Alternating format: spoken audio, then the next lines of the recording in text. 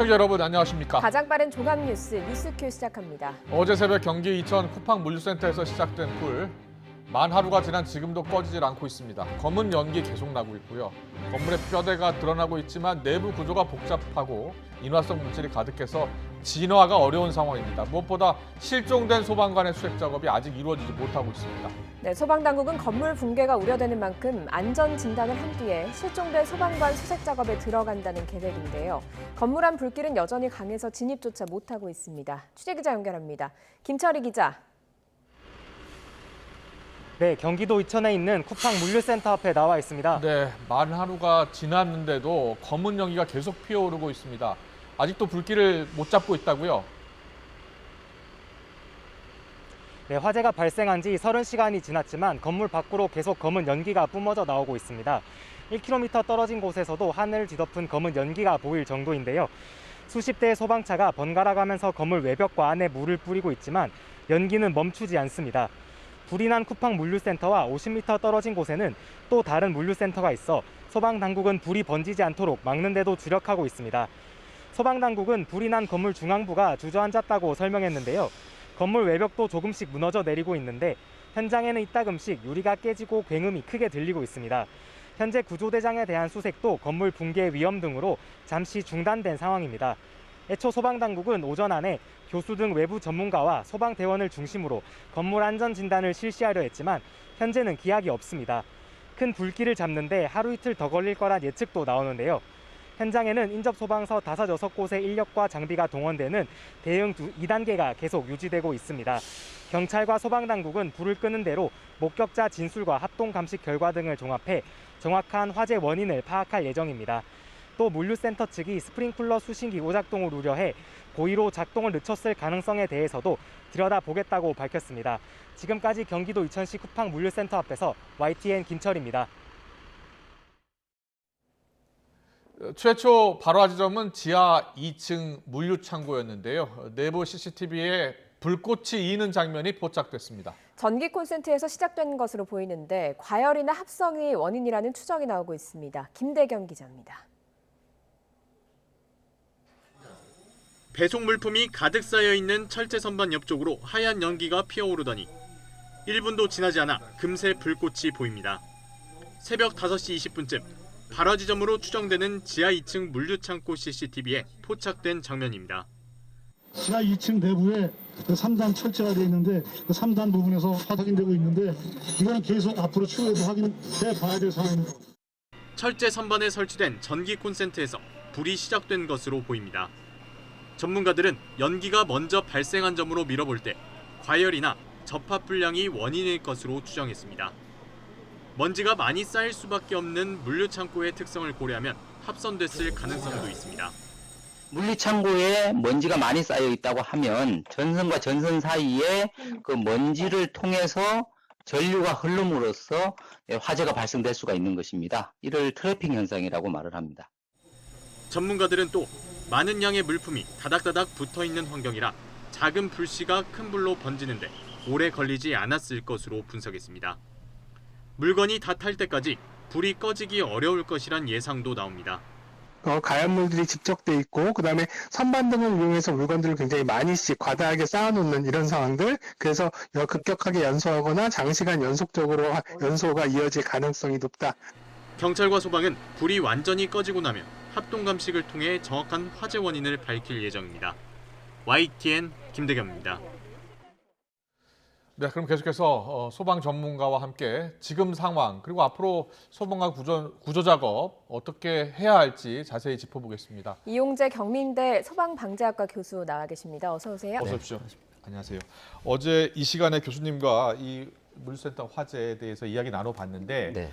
어제도 이 진화가 쉽지 않을 것이다라고 얘기해 주셨지 않습니까? 네. 그런데 만 하루가 지났는데도 여전히 불길을 잡기 어려운 그런 상황입니다. 네, 그렇습니다. 이 물류창고라고 하는 것이요. 예. 구조적으로 공간 특성상 가연물도 많고 또 다른 건물에 비해서 소방대원이 진입할 만한 창문이나 이런 개구부가 없거나 아주 작습니다. 예. 그러니까 예. 다수의 소방대원이 진입하기도 어렵고요. 더더군다나 그 가연물이죠. 이게 많다 보니까 거기서 발생되는 연기나 그 화염의 양이 많고 또 하나는 저게 아직 저도 정확하게는 모르겠습니다만 일부 붕괴가 있는 걸로 봐서는 예. 철골 구조일 가능성이 있습니다. 예. 뭐 추측입니다. 이거는요. 확인된 바는 아니고요. 예, H빔이 있다고 예, H빔이 있다라는 표현하더라고요. 것은 철골 구조라는 얘기거든요. 예. 철이라는 게 일반적으로 생각하기에 불에 강한 것 같지만 절대 그렇지 않습니다. 예, 불에 약하기 때문에요. 예. 쉽게 말씀드려서 철이라고 하는 것은 1000도 이상의 그 고온에 노출되게 되면 거의 뭐 강도가 아주 엄청나게 제로에 가까워질 수 있거든요. 예. 피복을 했다 하더라도 장시간 저렇게 고온에 노출되면 그러다 보면 붕괴의 가능성도 있기 때문에 소방대원분들도 아마도 안타깝지만 예. 사실 물건 타는 것보다 더 중요한 게 소방대원의 목숨이에요. 그렇습니다. 예. 제가 현장에 있다 하더라도 네. 저런 상황에서는 다수의 소방대원을 일시에 투입하기는 아주 위험한 결정이 예. 될 수 있죠. 예. 예, 지금 검은 연기가 피어오르고 있는 현장 소방청에서 지금 브리핑이 있을 것으로 예상이 되고 있는데요. 네. 이 시각 이천 화재 현장으로 가겠습니다. 자, 화재 현장 보여주시죠. 예. 이게 2시간 전에도 브리핑이 있었고요. 예. 지금 2시간마다 지금 사고 현장 진화 작업, 구조 작업에 대한 브리핑을 하고 있습니다. 예, 앞서 2시 브리핑에서는 내부 메모가 매몰됐다는 정황이 아직 확인이 안 됐다 뭐 이런 이야기를 했는데 지금 4시 브리핑에서 어떤 이야기가 나올지 좀 들어봐야 될 것 같습니다.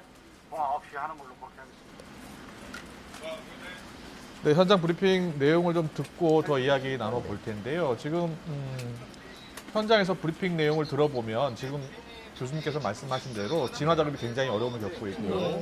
안전 진단을 다 한 뒤에 구조 작업에 그렇습니다. 들어갈 수 있다라고 하는데요. 그 안전 진단을 하려면 불이 다 꺼져야지 안전 진단을 할 수 있는 거 아닙니까?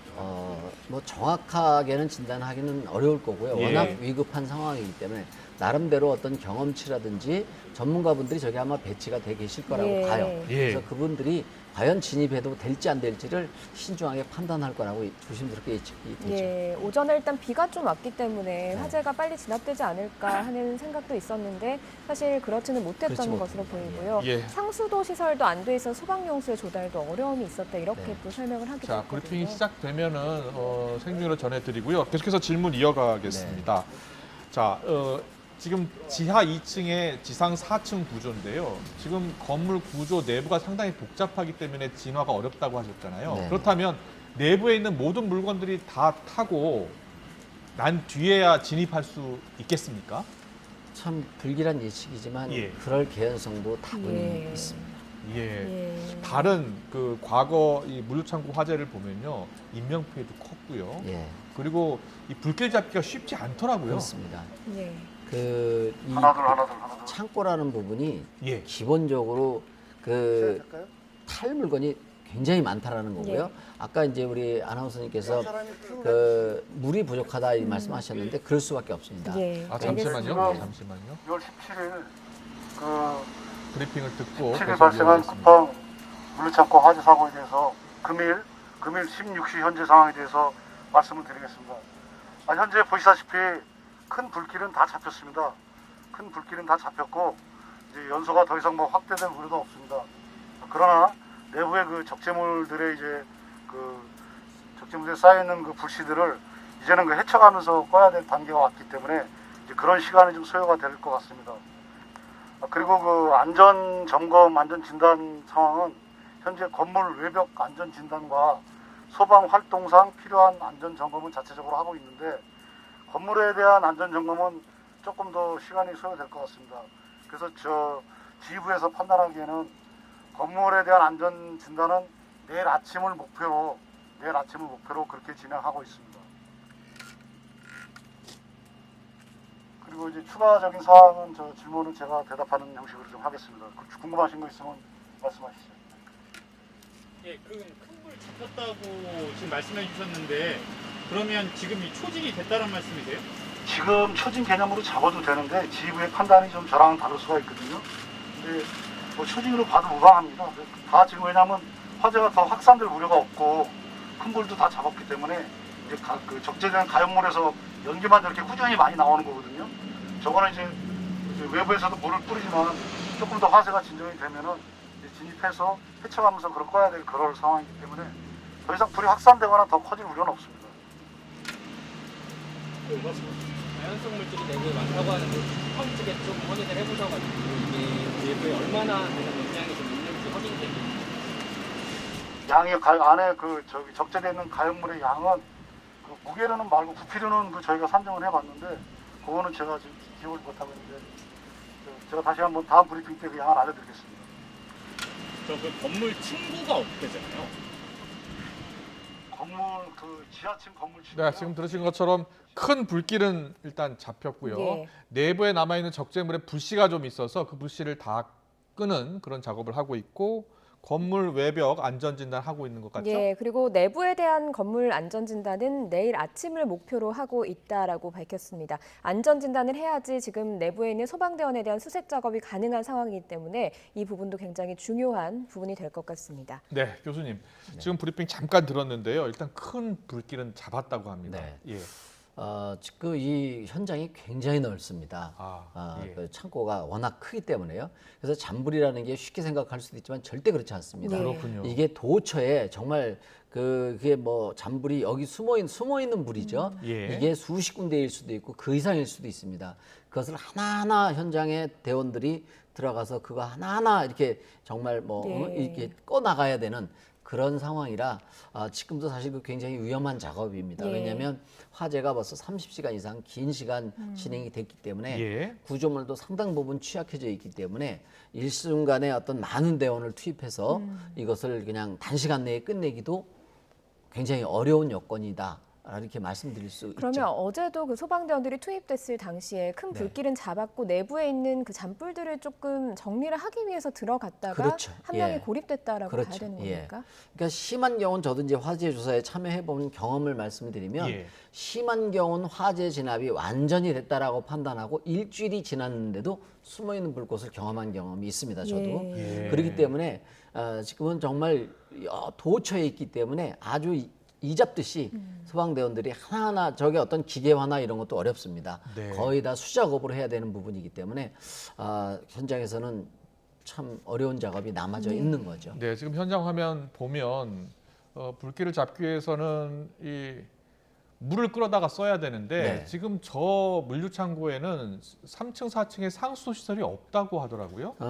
보통 이제 예. 상수도도 사용할 수 있지만 법적으로는 그 건물에서 화재가 났을 시에 20분 이상 사용할 물만 가지고 있으면 되거든요. 예. 의무사항입니다. 예, 예. 물론 이제 이렇게 위험한 건물 같은 경우는 추가로 더 자진해서 더 확보할 수 있는 경우도 있습니다만 그래봐야 30분 내외죠. 그렇군요. 그렇기 때문에 예. 저렇게 탈 물건이 많을 때는 소화수가 부족한 게 지극히 당연한 그 현상이고요. 예. 저것이 또 도심지에 있거나 도시와 가깝다라면 그 보통 도로변에 보면 소화전이라는 게 있습니다. 예. 그 네네. 상수도 물을 쉽게 이 소방차에다 실을 수 있는. 근데 저 지역은 아마 조금 외곽 지역이다 보니 예. 그런 시설도 꽤 원거리에 있는 것으로 알고 있고요. 그러다 보니까 소화수를 확보하는데도 또한 어려움이 있을 거라고 판단이 들죠. 예, 지금 저런 그 유독가스가 많이 배출되는 검은 연기를 좀 없애기 위해서는 소방대원들이 진입을 해야지만 가능한 겁니까? 아마 지금은 이제 잔불 정리하기 전에는요, 저 연기를 배출을 하고, 예. 그 물론 일부 이제 병행도 되겠지만요, 그 유독가스 배출 작업과 잔불 정리가 거의 동시에 이루어진다 이렇게 보시면 맞을 것 같습니다. 예.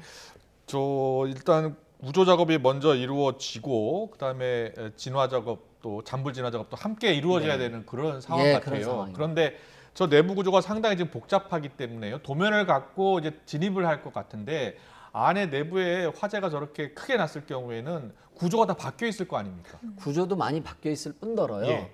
그 이게 타다 보니까 현장에서 이제 엉망이 돼 있을 거란 말이죠. 예. 현장에. 네. 도면을 가져간다 하더라도 그것이 쉽게 이렇게 해독하기가 쉽지 않은 여건일 수 있죠. 알겠습니다. 예, 알겠습니다. 일단 내부에 지금 고립되어 있고 실종된 상태의 소방대원을 구하는 게 가장 큰 목표일 텐데. 참 그 부분이 예. 제일 안타까운 예. 부분인데요. 네. 그 부분을 조금 구체적으로 말씀을 드리면 소방대원이 이제 산소통이라고 흔히 얘기하는 건데요. 예. 그게 보통 사용 시간이 한 50분 정도 되거든요. 예. 근데 그것은 완전히 충전했을 때 그때부터 시간으로 50분이죠. 근데 예. 저거는 벌써 소방대원이 그걸 미고 들어가서 상당량을 소모를 했다는 얘기죠. 예. 그런 거라든지 이런 정황을 봤을 때 그 산소통을 가지고 생존할 수 있는 시간이라는 것은 안타깝지만 길어야 30분 안쪽일 수도 있습니다. 아, 예, 그래서 예. 그 산소통에 의존해서는 다른 어떤 그 뭐가 있었으면 모를까 그 산소통에 의존해 가지고 저런 장시간 예. 이렇게 말씀드리기가 참 부담스럽긴 예, 한데요. 어제도 애가 어렵습니다. 참 탄다 예. 이렇게 말씀하시지 않으셨습니까? 예, 예. 그런데 이 구조 작업에 앞서서 이 건물 붕괴 가능성을 얘기하더라고요. 예. 그런데 앞서 잠깐 이야기하셨습니다만 네. 저 물류센터가 철골 구조고 네.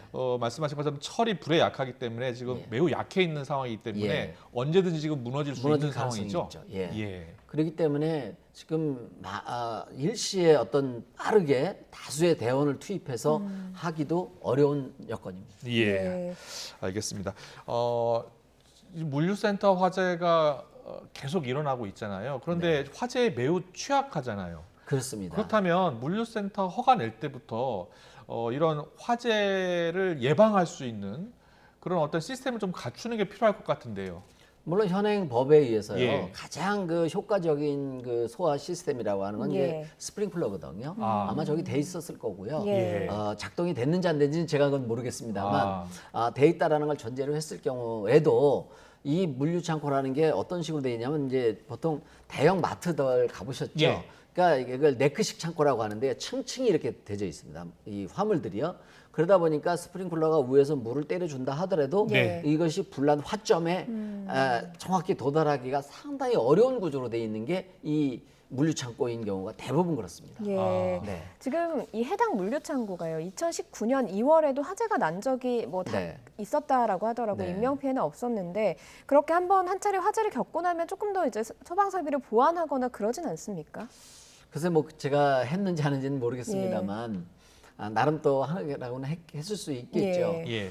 그렇다 하더라도 사실 이게 전쟁이랑 똑같습니다. 대비를 잘해야죠. 일단 불이 저렇게 한번 꺼지면 크게 확산되면 예. 사실 굉장히 힘든 상황이 오기 때문에 정말 평상시에 예. 불이 안 나도록 얼마만큼 안전관리를 철저히 했느냐 그 부분이 아주 중요한 부분이 되겠고요. 네. 대부분 이제 요번에도 이제 뭐 조사를 해야 나오겠지만요. 전기 화재라고 이제 추정이 되는데 물류 창고의 상당 부분이 그 전선에 의한 전등이나 이것에서 전기의 흐름이 어떤 문제가 생겨서 이게 전기가 원만하게 흘러가면 불이 나지 않습니다. 예. 예. 전기가 흘러가기 어려운 여건이 있을 때 거기서 이제 열이 발생되고 스파크가 튀어서 나는 경우가 대부분이라고 보는 거고요. 물론 지금 속단할 수는 없습니다만 그럴 개연성이 많죠. 네. 화재 현장에 직접 가서 조사도 해보셨고요. 네. 그래서 더 잘 아실 것 같은데 네. 지금 전국에 저런 물류센터가 상당히 많죠. 굉장히 많습니다. 예. 그렇다면 전수조사라든지 어떤 특별한 대책이 지금 필요할 것 같은데요. 물론 지금 자꾸 이런 대형 물류창고 화재가 나기 때문에 예. 전수조사도 필요하겠고요. 예. 정말 중요한 부분은 뭐냐면 이 계속 사인을 주고 있지 않습니까? 이렇게. 예. 그렇습니다. 예. 그렇기 때문에 현장에서 이 안전관리가 무엇보다 중요한 거고요. 네. 그렇다고 해서 지금 있는 건물에다가 추가로 어떠한 대단한 소방시설을 한다는 것도 현실적이지 못합니다. 네. 그렇기 때문에 지금에서 제일 중요한 부분은 모든 물류창고에서 이런 화재 안전관리 이 부분에 가장 중점을 두고 해야 될 거다라고 생각을 하고요. 좀 장기적으로다가는 예. 지금 이번 화재에도 그런 문제가 지적이 됐지만 불 끌 수 있는 물이 부족했다는 얘기죠. 예. 그래서 저런 물류창고인 경우는 현행 기준으로서는 30분 쓸 수 있는 물을 확보하는 게 제일 강화된 기준이에요. 그거보다 더 좀 어떤 그 수량을 소화용수를 확보할 수 있는 그런 관련 규정 정비라든지 이런 것도 장기적으로 추진돼야 될 그 우리의 그 당면 과제다 이렇게 말씀드릴 수 있어요. 네, 알겠습니다. 일단 큰 불길은 잡혔다고 하니까요. 안전 진단 빨리 마치고 어서 구조 작업이 신속하게 이루어졌으면 좋겠습니다. 지금까지 이용재 경민대 소방방재학과 교수님과 이야기 나눠봤습니다. 잘 들었습니다. 고맙습니다.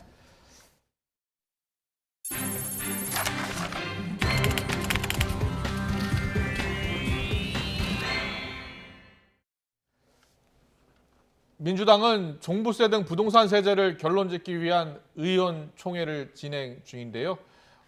경론이 지금 예상이 되고 있습니다. 내용을 겪고 있는 대선 경선 연기론을 두고는 지도부 논의에도 불구하고 연기 여부를 결정하지 못했습니다. 취재기자 연결합니다. 이경국 기자. 네, 국회입니다. 네, 오늘 민주당이 부동산 세제와 관련한 중요한 결정을 내린다고요? 네, 그렇습니다. 민주당은 오후 2시부터 정책의원총회를 열어서 종합부동산세 완화 방안에 대한 최종적인 의견을 듣고 있습니다. 당 부동산특위는 공시가격 상위 2%로 종부세 부과 대상을 좁히는 안을 올렸는데요. 이를 두고 의원들 사이 경론이 벌어지고 있는 것으로 전해졌습니다. 이 특위는 완화 방안이 정부의 정책 기조와 상충하지 않는다는 입장이지만 이 부자 감세다 시장에 잘못된 신호를 줄 수 있다는 반발도 거센 상황입니다. 실제 지난달 열린 의원총회에서도 격한 찬반 논쟁 끝에 부결된 바가 있습니다. 오늘은 김진표 부동산 특위 위원장과 진성준 의원이 각각 찬반 프레젠테이션도 진행을 하는데요. 끝내 의원들이 뜻을 모으지 못한다면 표결까지 진행될 수 있을 것으로 보입니다. 이 표결에서 특위가 내놓은 안이 부결된다면 결국 납부 유예 도입 등 일부 보완책을 추가한 정부안이 확정이 될 전망인데요. 이 경우에는 종부세가 기존처럼 공시가격 9억 원 이상의 주택에 부과될 예정입니다. 네, 경선 연기 문제도 살펴보겠습니다. 그간 연기 여부를 두고 여권 대선 주자들 사이에서도 신경전이 거셌는데요. 오늘 결론을 내리지 못했죠.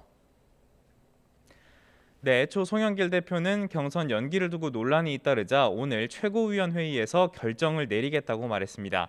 송 대표는 현행 유지, 경선 일정을 그대로 진행하는 쪽에 확실하게 힘을 싣고 있었습니다.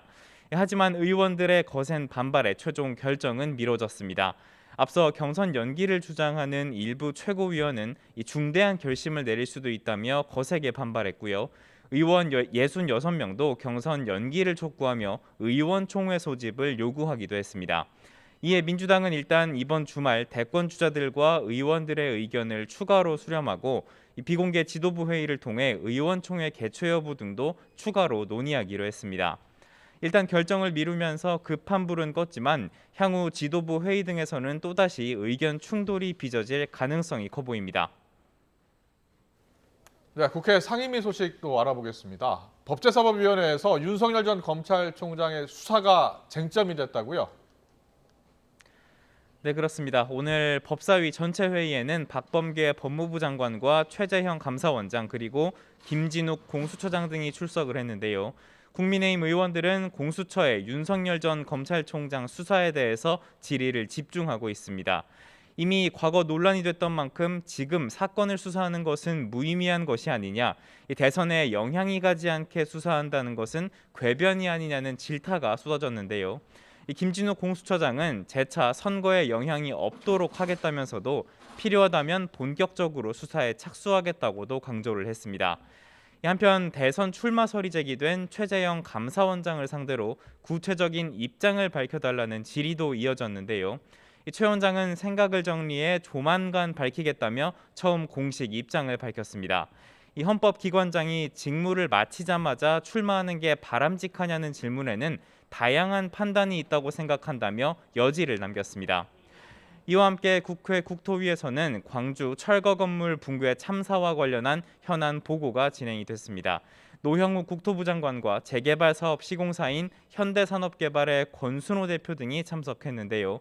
노 장관과 권 대표 모두 거듭 사과의 뜻을 밝혔습니다. 직접 들어보겠습니다. 있어서는 안 될 사고가 일어났습니다. 건설 안전을 총괄하는 주무부처 장관으로서 국민의 소중한 생명을 지키지 못한 점에 대해서 진심으로 송구스럽게 생각을 합니다. 유족분들과 부상을 당하신 분들과 부상을 당하신 분들 가족분들에게는 최선을 다해서 일상으로 가장 빨리 회복이 될 수 있도록 최선을 다하겠습니다. 사고 원인이 밝혀지면 그 부분에 따라서 응분의 책임을 지도록 하겠습니다. 네, 여야 의원들은 불법 재하도급을 방치한 제도적 문제와 현장 관리 미비 등을 집중적으로 질타하고 있습니다. 지금까지 국회에서 전해드렸습니다. 윤석열 전 검찰총장이 총장직에서 사퇴한 후 향후 정치 행보에 관심이 쏠렸죠. 첫 번째는 언제쯤 본격적으로 정치 무대에 등장할까? 두 번째는 과연 국민의힘으로 입당할까의 이목이 쏠렸습니다. 일단 이번 달 말이면 윤석열 전 총장이 정치 무대에 등판 선언을 할 것으로 보입니다. 그리고 국민의힘 입당 여부는 민심 투어 후에 최종 판단을 내리겠다고 했습니다. 국민 속으로 들어가는 행보를 계획 중이라는 건데 민심 투어, 민생 투어라고 하니 몇몇 떠오르는 장면들이 있습니다. 정치 입문자가 정치적인 입지를 다지기 위해서 혹은 정치인들이 반전이 필요할 때 종종 쓰는 카드였기 때문인데요. 특히 대통령을 꿈꾸는 정치인의 필수 코스가 되곤 했습니다. 2006년 경기지사 임기를 마친 손학규 전 대표는 삶의 현장에 뛰어든다라는 컨셉으로 100일 민생 투어를 했습니다. 삼척에선 광부가 돼 채탄을 하고 여수에선 돌산 갓을 다듬고 부산 자갈치 시장에선 활어를 옮겼습니다. 이런 장면들은 대중에게 손학규를 강력한 대선 후보로 각인시켰습니다. 2016년 새누리당 대표 임기를 마친 김무성 전 대표는 혈혈단신으로 전국 곳곳을 돌면서 국민을 만났습니다. 잠은 마을회관에서 자고 식사도 주민들의 밥상에 껴서 해결했습니다. 러닝 셔츠를 입고 직접 손빨래를 하는 이 장면은 부자당 대표에서 서민적인 이미지를 더하는 데 큰 역할을 했죠. 지금의 국민의당 안철수 대표는 선거철 반전이 필요한 시점에 민생 투어를 활용하곤 했습니다. 특히 2017년 대선 후보일 때는 학자의 이미지가 강했던 만큼 뚜벅이 유세로 얻은 게 많았다는 평가입니다. 2017년 대선에서 막판 지지율 하락으로 고전하던 안철수 당시 대선 후보. 120시간 뚜벅이 유세로 마지막 승부수를 던졌습니다. 배낭 메고 버스와 지하철을 누비고 다니는 안 전 대표의 모습에 이런 면이 있었어라는 반전의 이미지를 심어줬습니다. 네, 셀카. 예. 아, 셀카. 여기 막 코에 이렇게 고양이. 정치인의 나라가 아니고 우리 젊은 세대를 국민들의 나라인데 맨날 싸우고 지지고 뽑고 이래가지고 맞습니다. 예. 이제 더 이상 정치인의 나라가 되면 안 됩니다. 예, 어머님 말씀 명심하겠습니다. 지난해 총선 때는 코로나로 할 수 있는 유세가 없다면서 400km 마라톤 국토 종주를 했습니다. 전남 여수를 출발해 서울 광화문 광장까지 432km를 뛰면서 국민의당의 이름을 알렸습니다. 선거철만 되면 시장을 찾는 정치인들은 더 많아지곤 하죠. 바닥 민심을 듣고 어묵이나 떡볶이 같은 대표적인 서민 음식도 먹곤 합니다. 김종인 전 국민의힘 비대위원장이 윤석열 전 총장의 민심 투어를 향해서 과거와 같은 정치 행태는 국민에게 짜증만 준다 이렇게 지적을 하자 윤석열 전 총장 측은 시장 다니며 어묵 먹는 것 아니다라고 반박했습니다. 언론의 주목을 받고 지지층을 결집할 수 있는 선택지이자 현장 학습이기도 하지만 결국은 선거용이다 이런 지적도 있습니다. 과연 윤 전 총장의 민심 투어는 어떤 모습일까요? 윤 전 총장의 정치 등판 시계가 빨라지고 있습니다. 백령도에서 한밤중에 월북을 시도하려고 배를 훔쳐 타고 달아났던 남성이 뒤늦게 붙잡혔습니다. 배가 시동이 걸리지 않아 표류하다 붙잡힌 이 남성은 월북하기 위해서 배를 훔쳤다고 진술한 것으로 전해졌는데 선박 주인이 신고할 때까지 아무도 몰랐던 것으로 드러났습니다. 김문경 기자가 단독 보도합니다. 그제밤 40대 전후로 추정되는 남성 A씨가 백령도 신항에 정박해 있던 배 한 척에 호줄을 풀었습니다. 곧바로 배에 올라 시동을 걸었지만 기름이 없었던 탓에 작동하지 않았습니다. 앞서 선박 주인은 배에 연료가 떨어진 걸 확인하고 키를 꽂아둔 상태였습니다. 호줄이 풀린 배는 물살에 휩쓸려 항구를 표류하기 시작했습니다. 풀고선 이제 시동 걸고 가려고 했는데 시동이 안 걸리니까 그냥 바람인지 물살에 떠밀릴 거 아니에요. 이렇게 왔다 갔다 하면서. 이튿날 새벽 4시쯤 어업을 나가기 위해 부두를 찾았던 선박 주인은 깜짝 놀랐습니다. 부두에 있어야 할 배가 사라진 겁니다. 곧바로 해경에 신고한 뒤 다른 선박을 이용해 사라진 배를 찾아 나섰습니다. 배가 발견된 곳은 민간 부두에서 수백 미터가량 떨어진 해군기지 방향. 선박 주인이 다시 찾을 때까지 밤새 표류하던 배를 아무도 몰랐던 셈입니다. 내가 4시 15분인가 나가가지고 배가 없길래 배가 두 쪽에서 하나가 없길래 해경에다 바로 신고를 했지. A씨는 지난 15일 낮 여객선을 이용해 백령도에 들어왔고 밤 11시 반쯤 북한에 가려고 배를 훔쳤다고 진술한 것으로 전해졌습니다. 그 배에서 현장에서 물어보니까 왜 남의 배를 끌고 왔냐 그러니까 월북 가려고 그런다고. 해경이 현재 자세한 경위를 조사하고 있는 가운데 최전방 접촉 지역에서의 경계 문제를 둘러싸고 또 다른 논란이 일 것으로 보입니다. YTN 김문경입니다. 법무부와 대검의 신경전 끝에 일부 내용이 수정된 검찰 조직 개편안 최종안이 입법 예고됐습니다. 지청에서 직접 수사를 개시할 때 법무부 장관의 승인을 받도록 하는 내용이 빠졌고 일반 형사부에서는 경제범죄 가운데 고소 사건에 한해서 수사를 할 수 있게 했습니다. 강희경 기자의 보도입니다. 검찰의 직접 수사 가능 범위를 6대 범죄에서 더 축소하는 내용의 법무부 검찰 조직 개편안 최종안이 공개됐습니다. 입법 예고된 검찰청 사무기구에 관한 규정 일부 개정안을 보면 일단 가장 논란이 됐던 법무부 장관의 수사 승인 조항은 제외됐습니다. 검찰청 산하 지청에서 직접 수사를 개시하려면 수사팀을 꾸려 장관 승인을 받아야 한다는 데 대해 검찰의 정치적 중립과 독립성을 해친다는 반발이 거세자 법무부가 한 발 물러선 겁니다. 다만 반부패 강력수사부 등 6대 범죄 수사 전담 부서가 없는 곳에서는 형사부의 가장 마지막 부서에서만 직접 수사를 개시할 수 있도록 하는 부분은 그대로 유지됐습니다. 이 경우에도 수사를 개시하려면 검찰총장의 승인을 받아야 합니다. 이외에 일반 형사부에서는 경찰 송치 사건 등 외에 6대 범죄 수사를 하는 게 원칙적으로 금지될 예정이었지만 경제범죄 고소 사건에 대해서는 수사할 수 있도록 범위를 그나마 조금 넓혔습니다. 그러나 여전히 자체 인지, 고발 사건은 물론 다른 6대 범죄, 즉 부패범죄나 공직자범죄, 선거범죄 등에 대해서는 일반 형사부에서 수사 개시가 불가능해질 전망입니다. 이와 함께 경찰에 대한 사법통제 업무를 담당할 인권보호부가 서울중앙지검을 비롯한 전국 8개 지방검찰청에 신설됩니다. 인권보호부가 신설되면서 일부 지방검찰청의 반부패 수사부와 강력범죄 형사부 등이 통폐합되고 대검 요청을 수용해 부산지검에도 반부패 강력수사부를 두기로 했습니다. 개정안은 22일까지 입법 예고를 거치고 이 기간에 관계기관 의견조회가 진행됩니다. 입법 예고 기간을 고려하면 검찰 조직 개편안 국무회의 처리는 다음 주를 넘길 것으로 보입니다. 그 기간 검찰 중간 간부 인사도 본격적으로 논의가 진행돼 조직 개편안 통과 직후 단행될 전망입니다. YTN 강희경입니다. 네, 방금 들으신 대로 검찰 조직 개편안 당초 박범계 장관이 내놓은 안보다는 수정이 돼서 입법 예고됐습니다.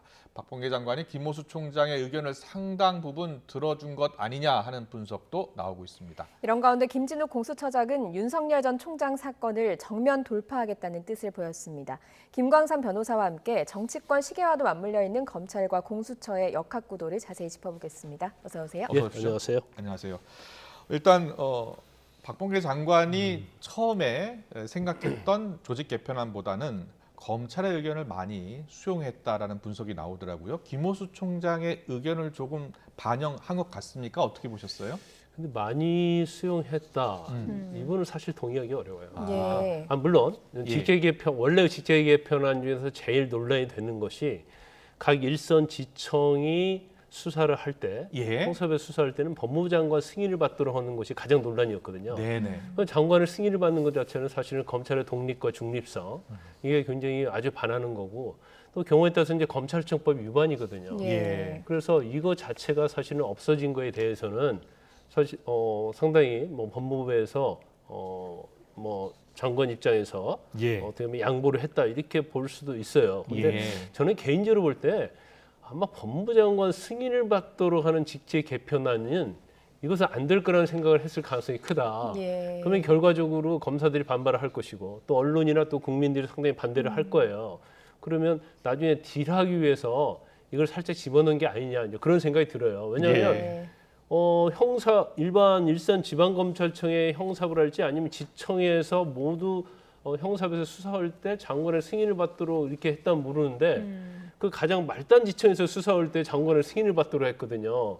그렇기 때문에 이것은 반발을 의식해서 하려고 하는 게 아니냐 이런 예. 생각이 들고 그렇지만 일단은 이제 논란이 됐던 부분은 이제 삭제가 됐죠. 예. 그다음에 중요한 것 중에 하나가 그러면 형사부 자체에서는 6대 범죄에 대해서 수사를 못하러 가는 그런 직책 개편안이었잖아요. 예. 근데 거기서 뭐 한 발이라고는 볼 수 없고 약간 뒤로 물러나는 것이 경제 범죄. 그렇죠. 경제 범죄. 그러니까 검찰에서 수사할 수 있는 6대 범죄가 있거든요. 예. 뭐 선거랄지 부패 범죄, 경제 범죄 여러 가지 6개가 있는데 이 중에서 경제 범죄 한해서만 수사를 하는데 경제 범죄를 다 수사할 수 있는 게 아니고 예. 경제 범죄 중에서 고소 사건만 국민이 고소한 사건, 그러니까 경제 범죄 중에서 굉장히 한정한 거예요.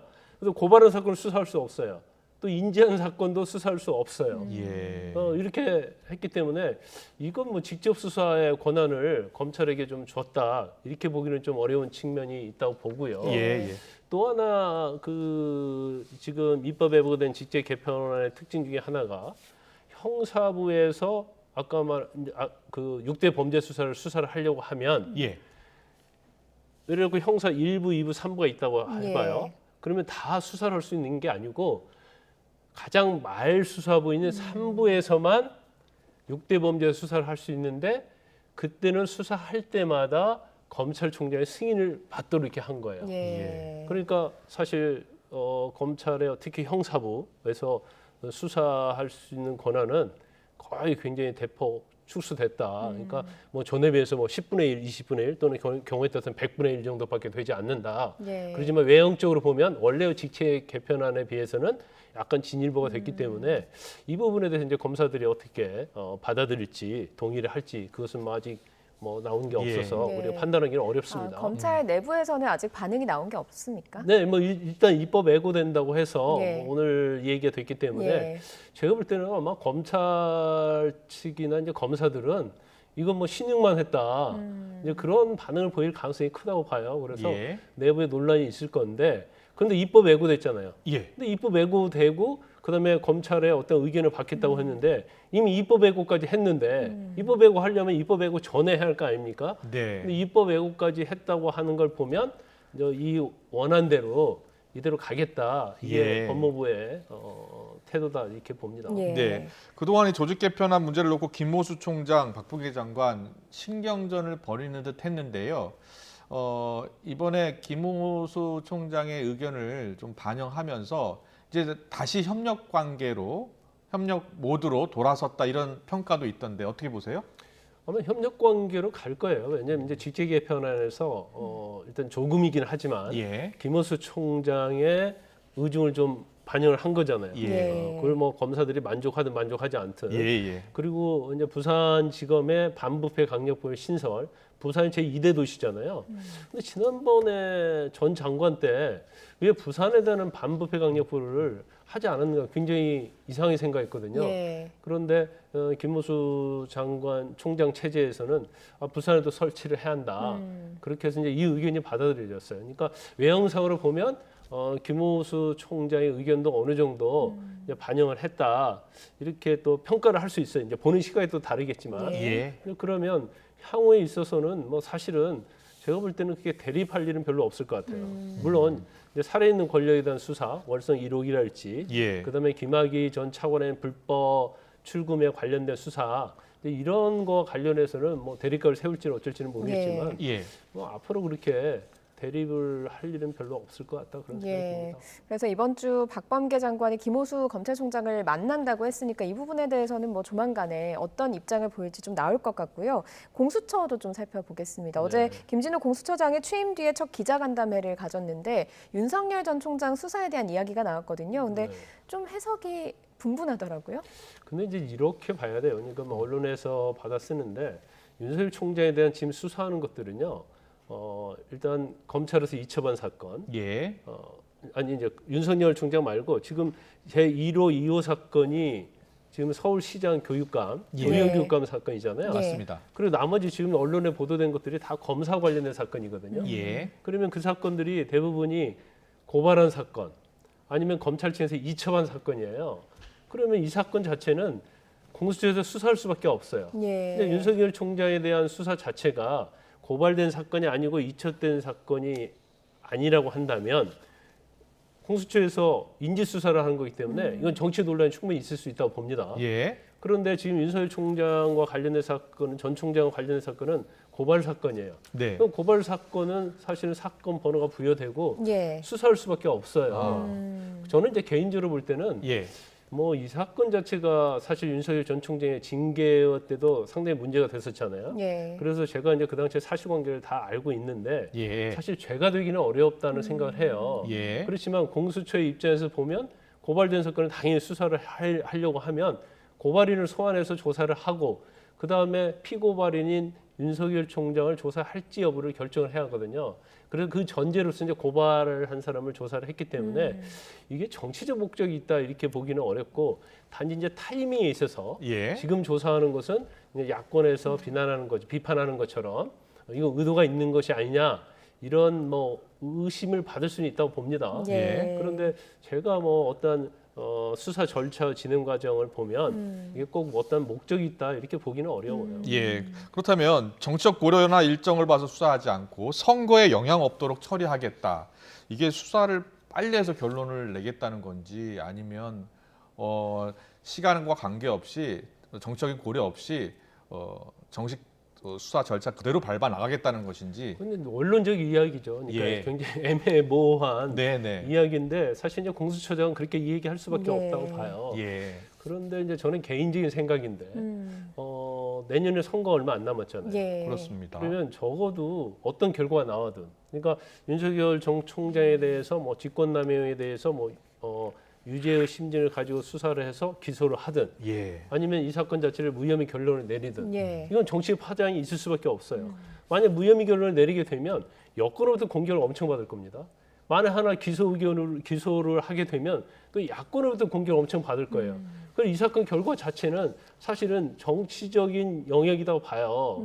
그런데 제가 볼 때는 아마 내년 대선까지 신속히 결정 내리기는 굉장히 어려울 거다 이런 네. 생각이 들고 예. 그리고 내리면 안 된다고 봐요. 그래서 물론 시간이 좀 많이 지체는 되겠지만 네. 그리고 아마 김진우 공수처장의 스타일에 보면 이걸 신속하게 내릴 그런 스타일은 아닐 거예요. 왜냐하면 굉장히 정치 부담이 있기 때문에 네. 일단 공수처는요. 입건을 했다는 것은 수사는 일단 할 필요가 있다라고 본 것이고요. 그렇다면 윤 전 총장은 지금 이달 말쯤에 정치 선언, 대선 출마 선언을 할 것 같은데 그렇다면 수사 착수는 해야 될 거 아닙니까? 지금 수사 착수는 이미 된 거라고 볼 수 있어요. 착수라고 볼 수 있고. 네, 근데 이제 저희가 이제 법 전문가가 아닌 사람들, 특히 예. 수사 실무를 안 해본 사람들은 법조인이다 할지라도 입건의 개념에서 잘 몰라요. 그러니까 고소 고발을 하면 고소 고발로 입건이 되는 거예요. 네. 그리고 인지 수사 같은 경우에는 수사를 하다가 이 사람이 기소를 해야겠다. 죄 혐의가 충분히 소명된다. 그러면 피의자로 전환하는 걸 우리가 입건이라고 그래요. 그렇기 때문에 고소고발 사건에 대해서 수사를 착수하고 피의자가 된다고 해서 이게 적극적인 수사의 착수다 이렇게 볼 수는 없을 거예요. 예. 그 적극적인 수사를 언제쯤 할 것이냐가 그렇지. 관건이군요. 고소고발 사건을 수사하는 진행 절차에 있는 것이지 예. 죄가 인정되는 걸 전제로 해서 입건을 했다. 이런 개념을 쓸 수는 없거든요. 예. 그렇지만 고소고발됐기 때문에 수사는 해야 하는 거고 예. 그래서 물론 입건됐다는 것 자체가 틀린 말은 아니지만 적극적인 수사 의지를 가지고 피의자고 범죄 혐의가 있는 걸 전제로 해서 수사를 하는 것이다 이렇게 해석할 수는 없어요. 예. 알겠습니다. 공수처가 과연 언제쯤 본격적인 수사에 착수할지 지켜봐야 되겠습니다. 김광산 변호사와 함께했습니다. 잘 들었습니다. 고맙습니다.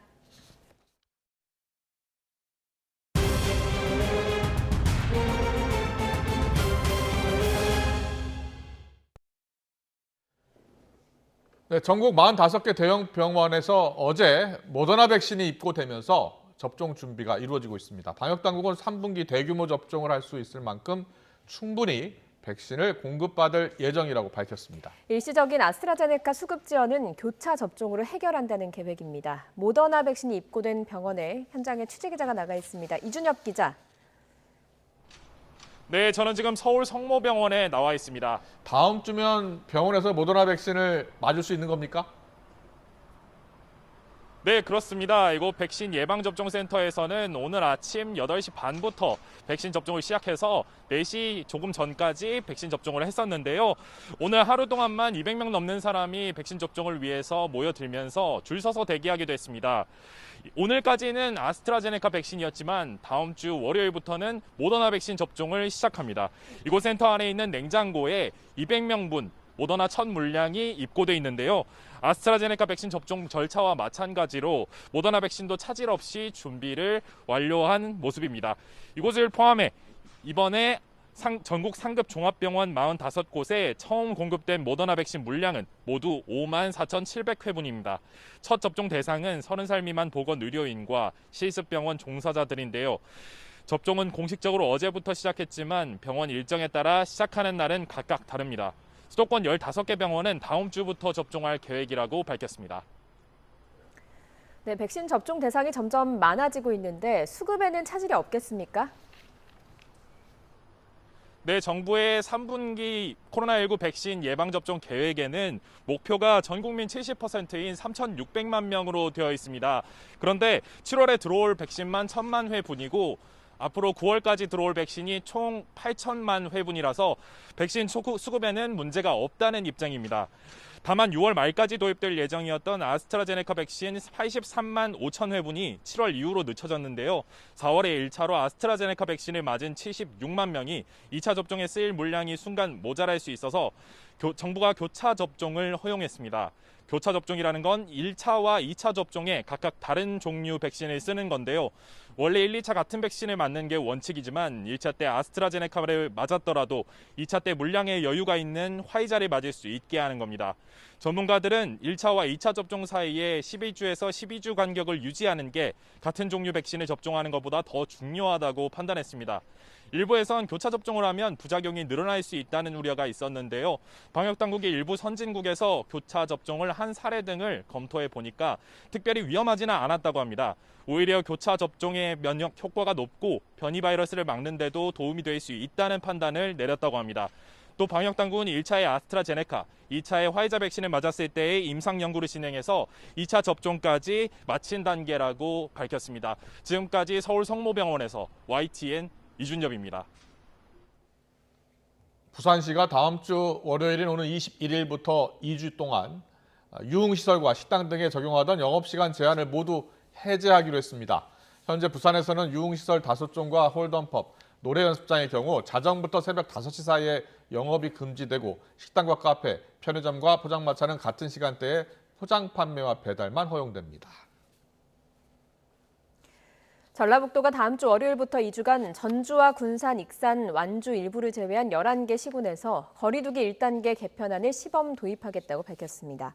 이에 따라 사적 모임 제한 인원은 현행 4명에서 8명으로 풀리고 종교시설 입장 가능 좌석도 30%에서 50%로 늘어나게 됩니다.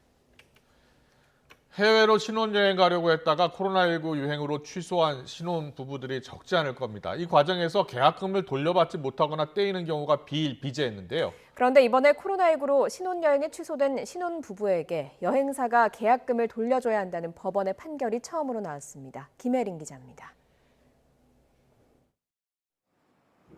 지난해 초 결혼을 앞둔 정모 씨는 한 여행업체를 통해 계약금 40만 원을 내고 5박 7일 하와이 신혼여행을 예약했습니다. 그런데 계약 직후 코로나19가 걷잡을 수 없이 번지기 시작했습니다. 외교부는 해외여행을 취소하거나 연기하라는 여행 경보를 내렸고 여행을 위해서는 4주 동안의 자가격리를 거쳐야 했습니다. 28일 자가격리를 한다는 것은 이거는 도저히 말이 안 되는 그런 상황이었거든요. 해외여행을 간다? 그러면 이걸 만약에 SNS에 올렸다? 그러면 이건 사회적으로 욕을 먹는 그런. 결국 정 씨 부부는 여행을 넉 달 앞두고 업체에 계약 취소를 요청했습니다. 하지만 업체는 계약금 40만 원을 돌려주지 않았습니다. 계약금이 호텔 예약금으로 쓰인 데다가 계약서에 계약금은 환불할 수 없다는 내용을 명시했다는 겁니다. 처음에 저희가 그 계약을 할 때 이거를 취소를 하면 계약금이 환불이 안 된다는 내용을 전화 신문을 듣지를 못했어요.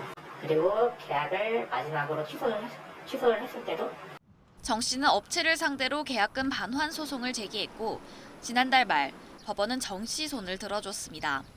인천지방법원은 정 씨가 소송을 낸 여행업체에 신혼여행 계약금 40만 원과 지연 손해금을 돌려주라고 판결했습니다. 해외여행 표준약관은 계약 조건 변경 사유로 천재지변 등을 들고 있는데 코로나19는 천재지변 등에 해당하는 사회재난이라는 겁니다. 또 격리기간과 여행기간을 고려하면 신혼여행이 불가능하다고 설명했습니다. 이에 대해 업체 측은 엎친 데 덮친 격이라는 반응입니다. 코로나19로 매출이 전혀 없는 수준인데 또 다른 비용 부담을 떠안게 됐다며 이번 판결로 힘들어지는 건 중소여행사들이라는 겁니다. 이런 가운데 이번 판결을 전해들은 다른 신혼부부 3쌍은 해당 여행업체를 상대로 계약금 반환 소송을 준비하고 있습니다. 코로나19로 인한 신혼여행 취소와 계약금 환불 분쟁이 급증한 상황에서 이번 판결이 미칠 영향에 관심이 쏠리고 있습니다. YTN 김혜린입니다.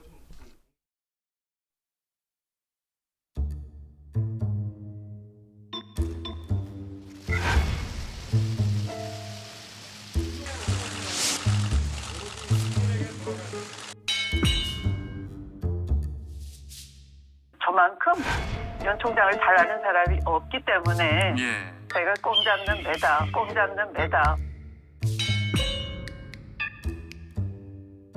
화법이 뚜렷하지 않고 좀 이렇게 추상적으로 하거나 비유적으로 하거나 정치하는 분이 그러니까 국민들이 잘 못 알아듣게 말씀하신다는 거예요.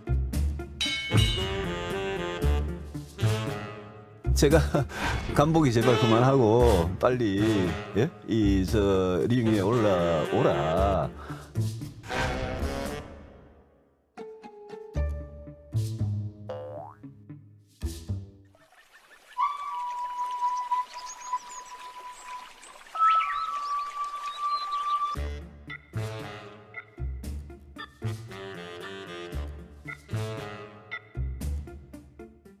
정치 나서는 대권 도전 선언이라고 보시면 될 것 같습니다.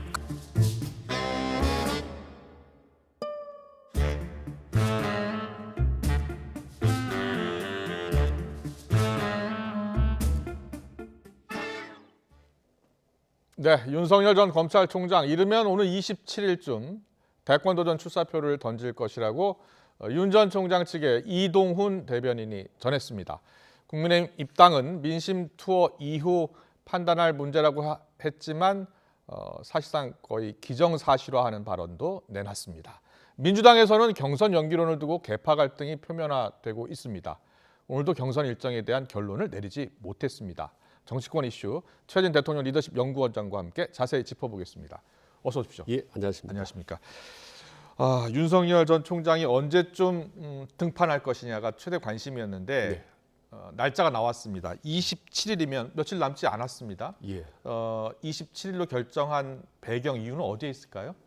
일단 뭐 주의 압박도 있었고 압박이 있었다. 국민들도 자칫한 피로감을 느낄 수 있기 때문에 이쯤에서는 시나리오를 공개를 해야 될 그 결정을 한 것 같습니다. 그래서 6월 달에 말에 대권 선언하고 그다음에 7월 달에는 민심 투어하고 그리고 8월 달에는 국민힘이 입당하는 큰 총론적인 일정을 제대로 이제 교통정리해서 공개를 한 것 같습니다. 이쯤 되면은 이제 이준석 대표가 운전하는 버스에는 안전하게 탈 수 있을 것 같다는 생각이 듭니다. 어제는 여야 협공의 일정에 대응하지 않고 내 갈 길을 가겠다라고 했잖아요.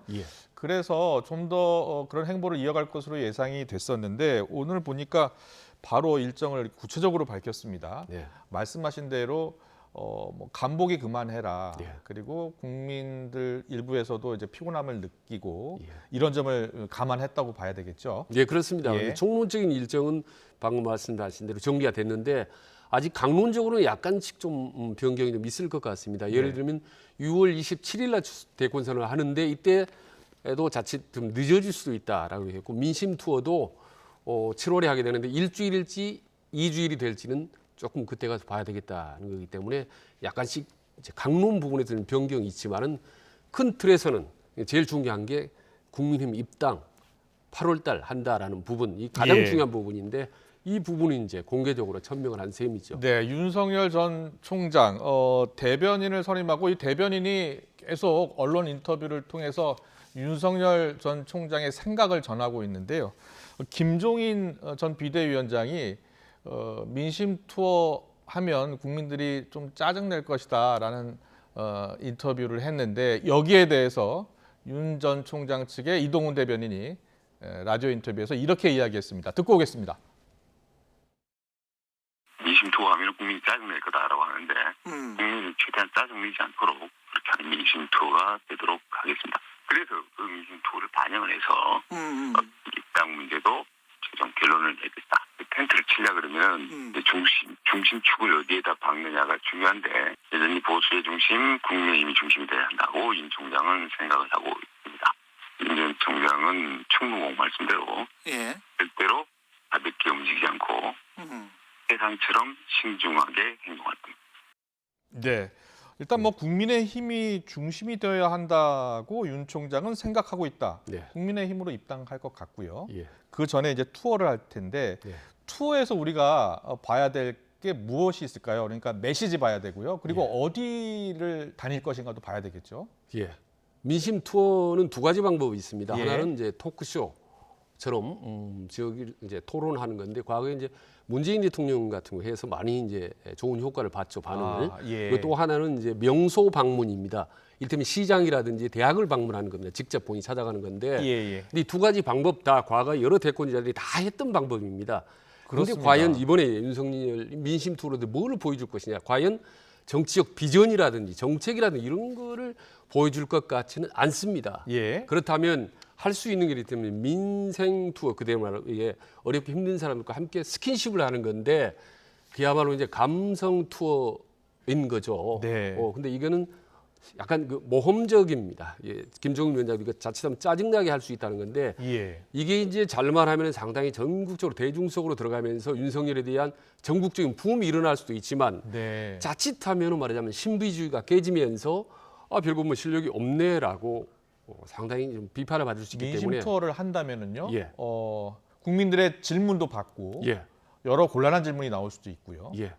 그동안은 윤 전 총장이 자기 생각을 여러 분야에서 밝히진 않았거든요. 그런데 이제 민심 투어를 하면은 아무래도 밝혀야 될 거 아닙니까? 그렇습니다. 그 정도 이제 자신이 있어야 도울 수 있는 거거든요.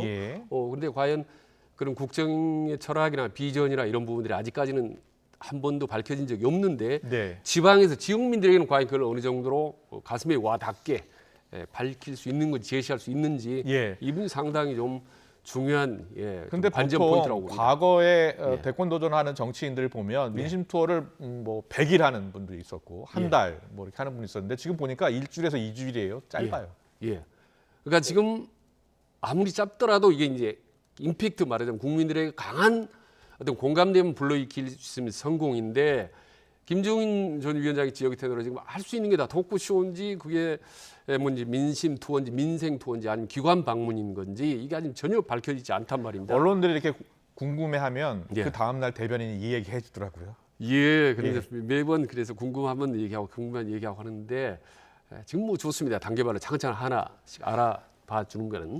그런데 물론 내년 대선까지 지금 뭐 10개월 정도 남지 않았습니까? 적극적으로 이제 자기 목소리를 낼 때가 된 거 아닙니까? 그렇습니다. 그래서 이번에 그야말로 민심 투어에서 윤석열의 이제 모든 것이 드러날 수 있는 뭐 좋은 기회라고 봅니다. 본인을 나타낼 수 있는.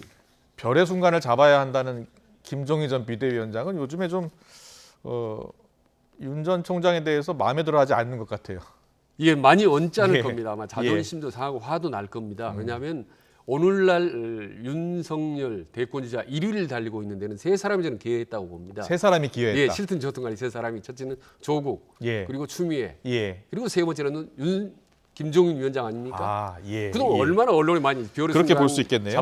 잡았다라고 해서 수없이 언론에 띄웠는데 그랬던 자기를 그토록 띄워두고 대권주자감이 대통령감이다로까지 얘기했던 김종인 전 위원장인데 3월 4일 날 검찰총장 그만두고 나서 3개월이 지났지 않습니까? 근데 아시다시피 한 번도 아직 만나지 않았습니다. 전화 통화 딱 한 번 했습니다.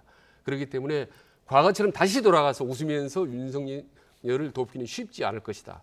더구나 김종인 위원장이 이제 이준석 당 대표와 가깝기 때문에 오히려 이준석과 그다음에 김웅 뭔가 초선 소장파들과 같이 어떤 교감하면서 대권 주자를 만들어갈 가능성이 높다라고 봅니다. 그래서 김종인 위원장의 어떤 킹메이커 역할이 과거의 방법이라는 시기가 많이 달라질 거라고 저는 봅니다. 네. 막판에 될 사람, 될 가능성이 높은 사람을 미는 쪽으로 바뀔 거라고 봅니다. 그렇군요. 윤 전 총장이 오늘 시간표를 제시했기 때문에 여러 관측은 이제 다 끝났습니다. 그럼 뭐 국민의힘 입당을 늦출 것이다, 아니면 안 할 수도 있다, 아니면 뭐 10월, 11월 늦어질 수도 있다. 모든 그런 가능성은 다 이제 사라졌고 바로 이제 다음 주죠, 일요일 이제 한다는 겁니다. 이렇게 어떻게 보면 다른 예상보다 빨리 이렇게 결정을 한 이유는 어디에 있을까요?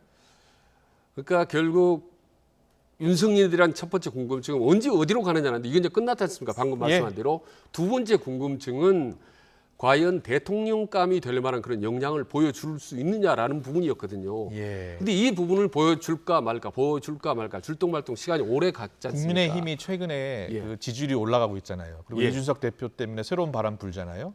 그래서 좀 더 앞당긴 거 아닐까요? 이제 그런 점도 있겠죠. 이런 점도 있겠지만은 방금 말씀드린 대로 신비주의라는 게 너무 오랫동안 가면은 그게 또 많이 식상할 수도 있기 때문에 지금이 그야말로 마지노선이라고 봅니다. 적기를 택했다고 봅니다. 그렇군요. 알겠습니다. 그리고 최근 야권에서는요, 윤 전 총장을 비롯해서 국민의힘 당 밖에 있는 대권 주자 움직임들도 관심을 받고 있습니다. 그중에 한 명이 바로 최재형 감사원장입니다. 오늘 국회 법사위에 출석을 했는데요. 대권 관련 질문에 뭐라고 답했을까요? 듣고 오겠습니다. 최근에 저희 거치 또는 뭐 제가 어떤 다른 역할을 해야 되지 않느냐 이런 부분에 대해서 언론이나 정치권에서 많은 소문과 억측이 있는 거 잘 알고 있습니다. 이 부분에 대해서는 제가 제 생각을 정리해서 자, 지금 여야를 재직 중에 선거에 나간다는 얘기가 나오고 이런 것들이 정치적 중립을 위해서 바람직한 현상입니까? 어떻습니까? 뭐 그 부분에 대해서는 뭐 다양한 판단이 있다고 생각합니다. 네, 최재형 감사원장의 말을 들어보면요, 안 하겠다는 뜻이 아니고 생각을 정리해서 이야기하겠다는 뜻이 마치 출마를 할 것처럼 비춰지거든요. 어떻게 들으셨어요? 그러니까 여의도 문법에 비춰본다면 저 정도면 출마한다는 뜻이나 다름없거든요. 그리고 끝나고 나서 기자들이 많이 물어봤습니다. 7월 달에 그만두고 대권에 참여하느냐, 아니면은 또 하나는 야권의 대권 주자냐에 대해서 침묵을 느꼈습니다. 그 어떻게 보면 적극적 침묵인데요. 저 정도면 사실 긍정이나 다름없습니다. 저는 그래서 최근 흐름, 주변 상황, 오늘 발언을 종합해 보면 80% 정도는 이미 대권에 참여하겠다는 의지를 표명을 한 건데 문제는 천상 평생 공무원을 했던 사람이 저 생각을 80%의 대권 도전을 하겠다는 생각이 실제 행동으로 옮겨지는 데는 뚝을 막판까지 지켜봐야 되는 게 그동안에 이제 공무원 관료 출신들의 스타일입니다. 그런데 뭐 여권 후보는 아닐 테고 야권 후보 아니겠습니까? 그렇습니다. 그러면은 지금 야권의 후보들이 많잖아요. 어느 정도 가능성을 두고 도전하지 않을까요?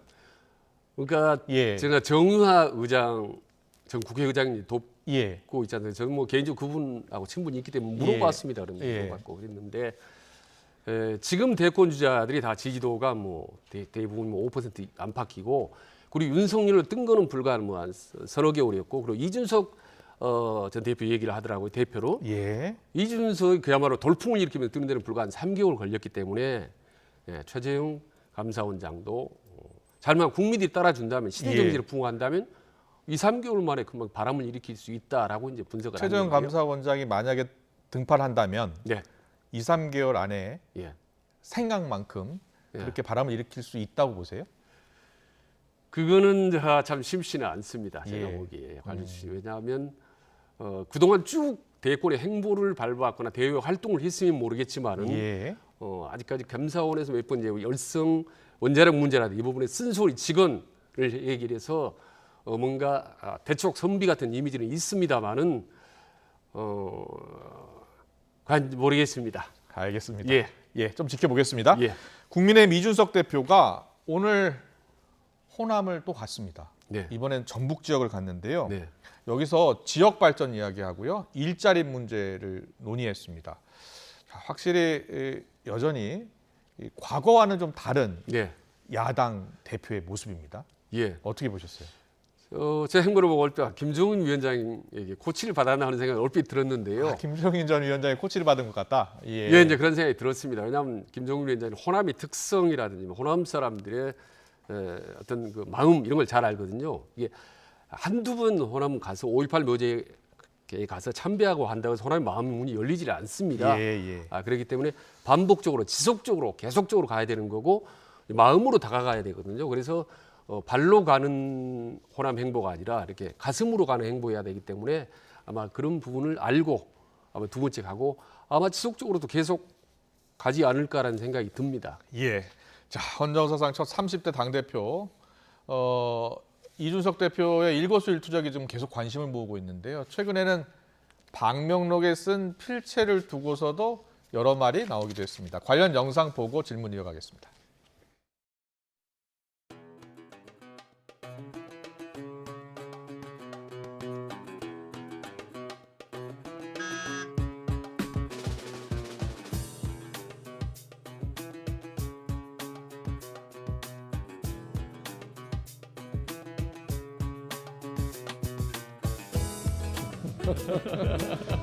줄을 서면서 잘 읽어봤고 제가 외교 전략에 대해서 아이고 이렇게 좋은 선물이구나. 그리고 대표님 명필이십니다. 우리 때보다도 컴퓨터를 안 써가지고 너무 글씨를 잘 쓰셔가지고 제가 위압감을 느낍니다. 이렇게.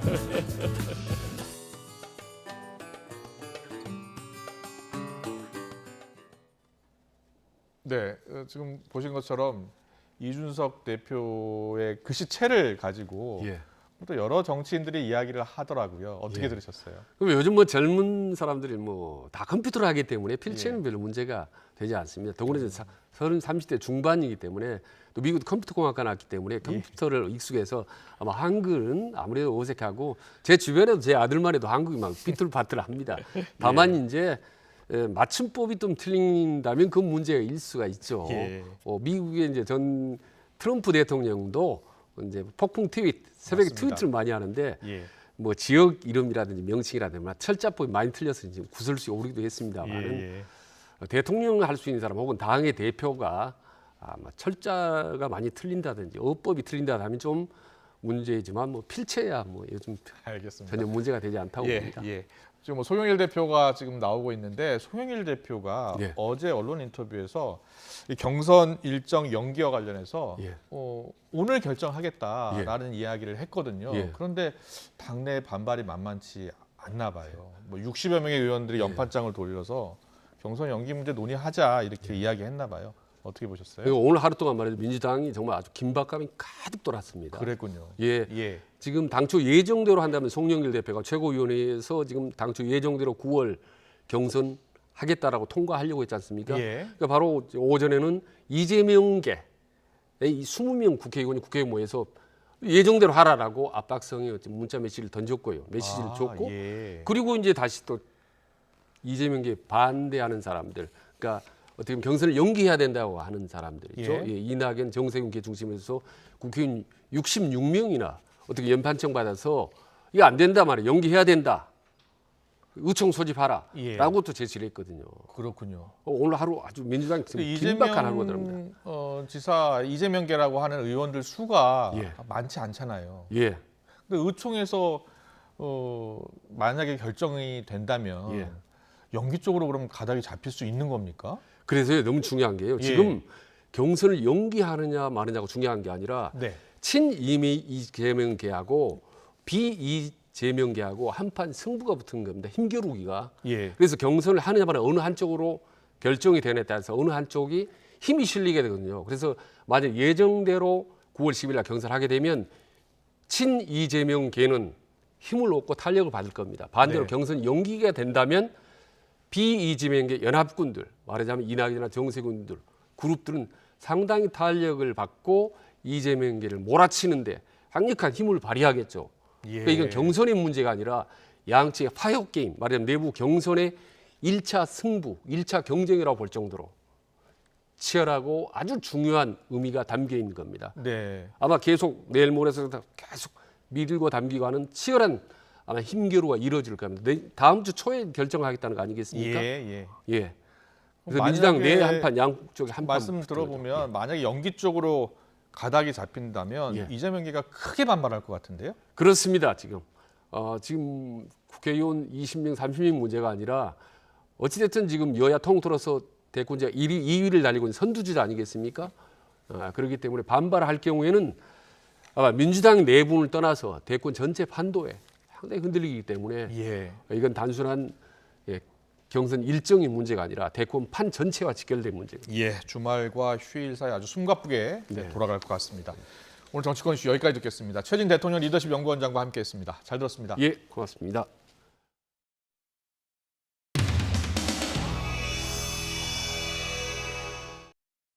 존경하는 대한민국 20, 30대 청년 여러분, 그동안 우리 민주당은 여러분의 목소리에 귀 기울이지 못했습니다.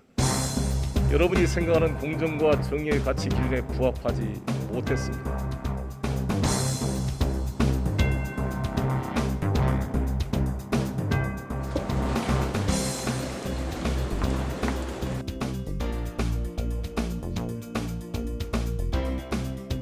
벼랑 끝에 내몰린 청년들의 삶을 지켜내기 위해 노력하겠습니다.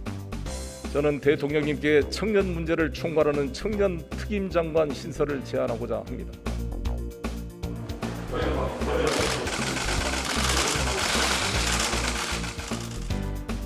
네, 우리 국민의힘 이준석 대표님 단순히 30대 젊은 대표다 이런 걸 넘어서 내용과 스토리가 있었다 이런 점을 강조했습니다.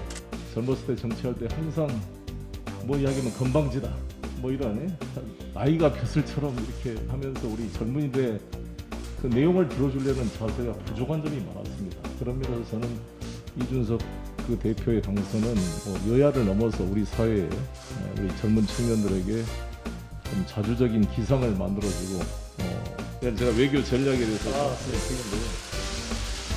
한번 제가 이제 좋은 선물 주셔서 그리고 한번 읽어봐 주십시오. 대표님 명필이십니다.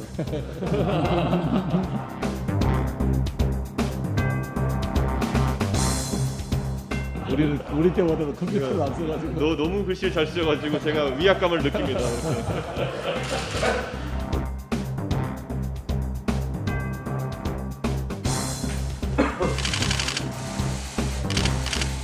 개선 대책 발표 후 비공개로 전화 와요. 대한민국에서 어떻게 이런 후진적인 사고가 발생할 수 있는지.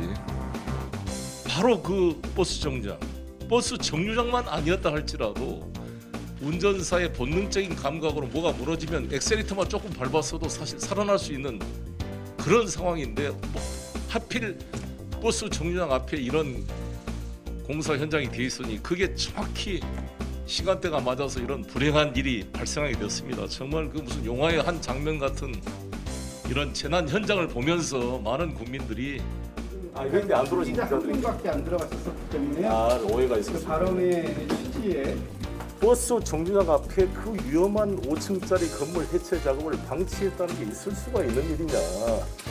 광주 동구청장을 질책하는 내용입니다. 버스 정류장을 조금이라도 동구청이 10m, 20m라도 공사 현장에서 옮겨놨다고 한다면 버스가 그냥 진행하는 과정에서 건물이 붕괴됐다면 그 순간 인간의 본능으로 버스 기사가 조금이라도 엑셀레이터를 본능적으로 밟았으면 뒷부분이라도 피해를 줄일 수 있었을 것이다. 이런 취지를 말씀드린 겁니다. 버스 기사를 비난하려는 게 아니라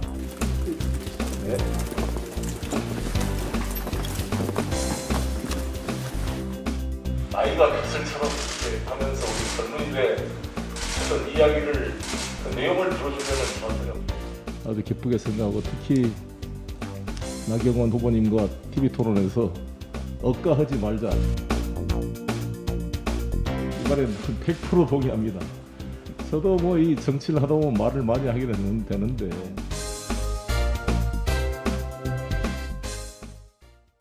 물류센터에 큰 불이 났고 아직도 진화 작업 중인 쿠팡은 본업인 이 주문과 배송 작업에 차질이 불가피한 상황입니다. 네, 사건 사고가 잇따르는 가운데 김범석 의장의 한국법인 사임 소식이 전해지면서 여러 해석이 나오고 있습니다. 조용성 기자입니다. 지상 4층, 지하 2층, 전체 면적 12만 7천 제곱미터 규모 물류센터에 난 대형 화재.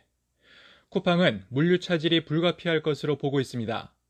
그러면서 다른 센터에서 배송을 분담하고 있다며 주문 배송 상품 지연에 따른 고객 불편이 최소화되도록 하고 있다고 설명했습니다. 앞서 배달 노동자 사망 사고가 잇따르기도 했습니다. 쿠팡에서만 지난 4건, 올해 초 2건의 가로사가 발생하는 등 정부는 사회적 합의 기구를 통해서 택배기사 가로사 대책을 마련하고 있지만 사망 사고가 났을 때는 사회적 합의 기구가 권고한 근무 시간보다 낮은 수준이었다며 과로사가 아니라는 입장문을 냈지만 국회에서는 고개를 숙였습니다. I have a daughter about the same age, and I can't imagine how they felt waking up and finding their beloved son the way that they did. 이런 가운데 김범석 의장이 한국 법인의 모든 직위를 내려놓는다는 소식이 대형 화재 당일에 알려져 여러 해석이 나옵니다. 해외 시장에 대한 공략 필요성이 굉장히 좀 중요해지는 시점이라고 보여지고 있고 아무래도 이쪽에 조금 더 좀 집중을 하기 위한 선택이 아니었을까라고 해석은 하고 있습니다. 상황들이 좀 엮여서 돌아가다 보니까 분명히 그런 이제 의혹에 대해서는 뭐 완벽하게 이제 지울 수는 없다라고는 생각이 되고 있습니다. 의결권 76%를 가진 미국 국적의 김범석 의장은 지난 4월 총수 지정을 피한 데다 한국 법인 직함도 없어서 내년 1월부터 경영 책임자를 처벌하는 중대재해처벌법으로부터 자유로워졌습니다. YTN 조용성입니다. 우체국 택배기사들의 과로 문제 해결을 위해 논의해온 민주당과 택배 노사가 최종 합의를 이뤘습니다. 이에 따라 우체국 소포 위탁 배달원은 내년 1월 1일부터 택배 분류 작업에서 제외됩니다. 평택항에서 작업 중에 숨진 고 이선호 씨의 사고와 관련해서 원청업체 동반 관계자 등 3명이 오늘 오전 구속영장 심사를 받았습니다. 이들은 지난 4월 22일 이 씨가 나무 조각을 치우는 작업을 하던 중 무게 300kg가량의 컨테이너 날개에 꽐리는 과정에서 필요한 안전조치를 하지 않아 숨지게 한 혐의를 받고 있습니다. 성추행 피해를 신고한 뒤 숨진 공군 부사관 이모 중사의 유족 측이 늑장 보고 의혹을 받고 있는 이갑숙 공군 양성평등센터장 등 3명을 추가로 고소했습니다. 유족 측의 김정환 변호사는 오늘 오후 국방부 검찰단에 고소장을 제출하면서 센터장이 상부 보고 의무를 지키지 않아 2차 가해 등이 축소 보고된 부분이 있었다고 주장했습니다. 지난 3월 충남 태안군 신진항에서 발생한 선박 화재로 침몰된 어선 23척에 대한 인양 작업이 40일 만에 마무리됐습니다. 태안군은 예비비 10억 원을 투입해서 화재 선박 인양과 고철과 폐기물 400여 톤 처리를 마무리하고 수중 정화 작업도 마쳤다고 밝혔습니다. 경제검찰로 불리는 공정거래위원회에서 국장급 간부가 낮술을 하다 직원과 언쟁을 벌인 일로 감찰을 받고 있습니다. 폭행 의혹까지 나왔는데 해당 간부는 상황이 부풀려졌다는 입장인 것으로 전해졌습니다. 권남기 기자입니다. 공정거래위원회가 최근 국장급 간부 A씨에 대한 감찰에 착수했습니다.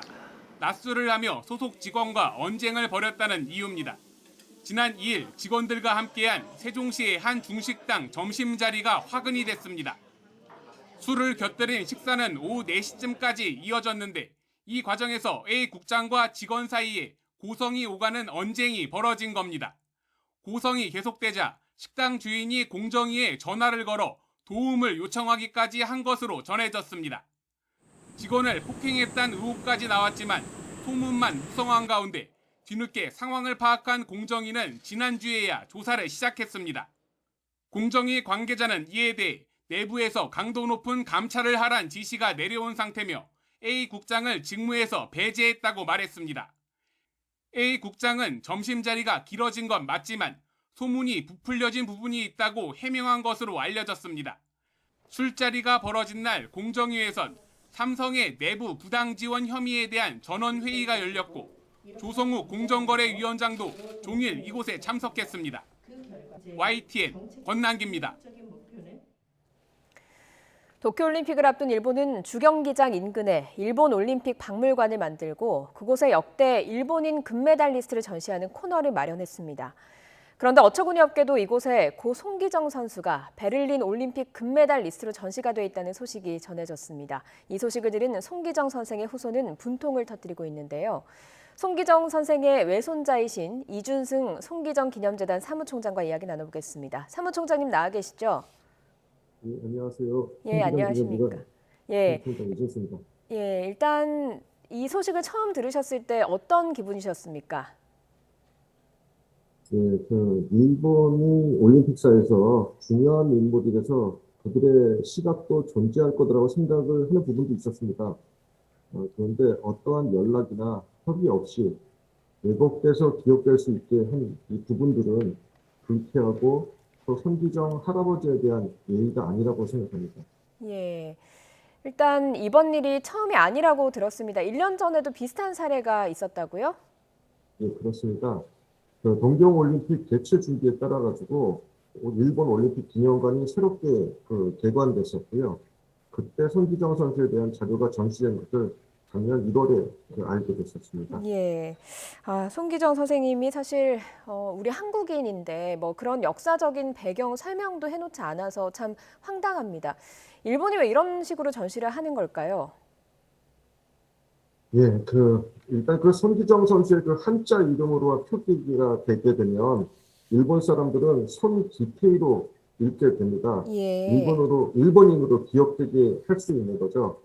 그래서 국정 및 한국식 영문 표기가 반드시 있어야 되는 거고요. 몇 년 전까지만 해도 일본 체육협회는 한일 관계의 조심스러운 입장에 따라 가지고 손기정 선수의 조명은 양국 체육회가 함께 할 때만 가능하다라는 입장이었었는데 일본에서 손기정 선수를 조명하는 기조가 바뀐 것 같습니다. 예. 우호적인 방향이 아니라서 안타깝습니다. 예, 일본에서 송기정 선수를 좀 생각하는 기조가 좀 바뀐 것 같다 이런 설명을 해주셨습니다. 송기정 선생님께서 생전에 베를린 올림픽 당시에는 좀 일본의 만행에 대해서 어떤 말씀을 하셨는지도 궁금하거든요. 네, 손기정 할아버지가 일본의 만행이라는 이런 표현보다는 할아버지는 그 길이 인생의 목표였었던 것 같습니다. 네. 일본을 이기지 못하면 세계 무대에 나갈 수 없다고 생각을 하셨고요. 그래서 할아버지는 철저한 그 길이었고, 이게 1988년 서울올림픽을 개최하면서 이제 그 길의 시간들은 지났다라고 보시면서 한일 관계가 개선이 됐으면 좋겠다라는 이야기를 하셨었습니다. 예, 사실 금메달을 목에 걸 때 그 시상대 앞에서 묘목으로 일장기를 가리고 계셨잖아요. 그런 모습을 봤을 때 얼마나 좀 화가 나셨을까, 그 당시 얼마나 비참하셨을까 이런 생각이 듭니다. 일단 손 선생님 자손으로서 이번 행태에 대해서 좀 어떻게 대응하실 생각이신지요? 예, 이 부분에 대해서는 분명히 손기정 할아버지가 슬픈 우승자로 기억되는 것은 더 이상 안 된다고 생각을 합니다. 손기정 선수가 슬픈 우승자로 남는 것은 일제 강점에 의해서 우리의 국적이 한국인이 아니라 일본으로 나갈 수밖에 없었던 상황이었고, 또 손기정의 이름이 기태의 손으로 기억됐기 때문에 그런 것입니다. 예. 더 이상 슬픈 우승자로 고착화시키는 일을 하지 말아달라고 일본 올림픽위원회 정중히 항의 회의를 보내도록 하겠습니다. 예, 알겠습니다. 더 이상 슬픈 우승자로 고착화시켜주지 말았으면 좋겠다라는 당부해 주셨습니다. 우리 정부나 체육계도 좀 나서야 될 것으로 보입니다. 오늘 여기까지 듣겠습니다. 송기정 선생의 외손자이신 이준승 송기정 기념재단 사무총장이었습니다. 고맙습니다. 감사합니다.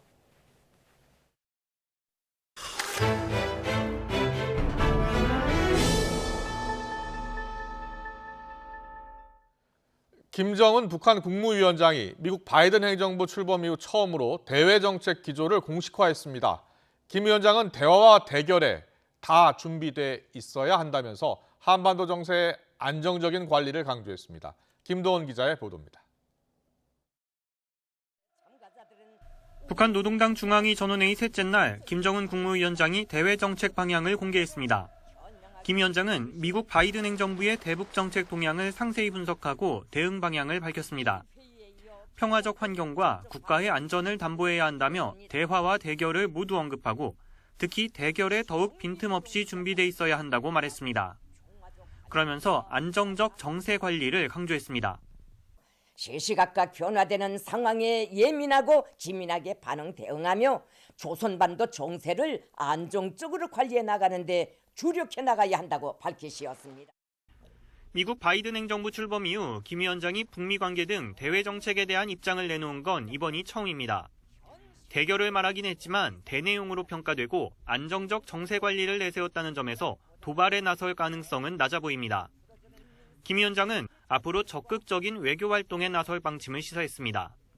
우리 국가의 전략적 지위와 능동적 역할을 더욱 높이고 유리한 외부적 환경을 부동적으로 마련해 나갈 데 대하여 언급하시면서 또 중요한 국제, 지역 문제에 관한 입장과 원칙도 밝혔다고 한 것으로 볼 때 미중 갈등 등에 관한 북한의 방침도 정립한 것으로 보입니다. 전원회의가 마무리되면 후속 조치로 대미, 대남 담화 등을 통해 구체적인 입장이 나올 가능성이 주목됩니다.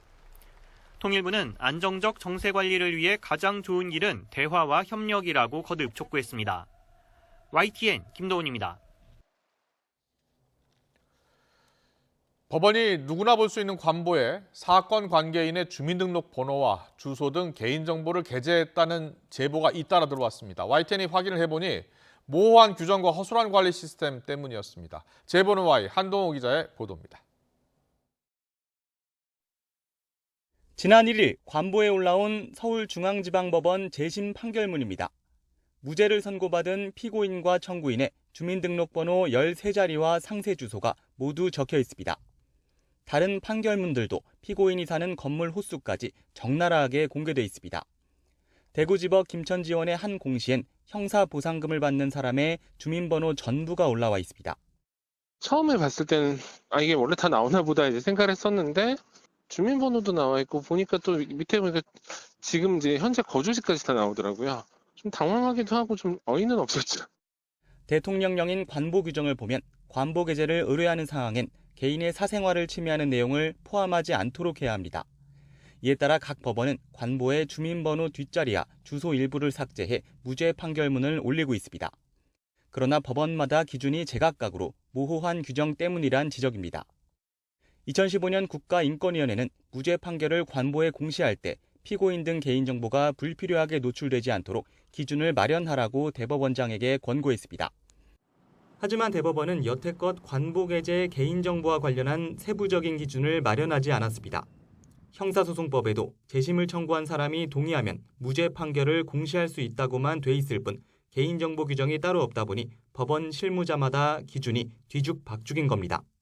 법원행정처는 개인정보 침해를 최소화할 수 있는 방안을 검토하겠다고 해명했습니다. 행정안전부는 개인정보 노출을 점검하는 프로그램에서 해당 정보가 걸러지지 않은 것 같다며 YTN 질의 당일 관보를 모두 수정했다고 설명했습니다. 인권위 권고 6년이 지났지만 법원의 개인정보 노출 문제는 아직도 해결되지 않았습니다. 모호한 규정과 자의적인 적용으로 피해는 결국 국민에게 돌아가고 있습니다. YTN 한동우입니다.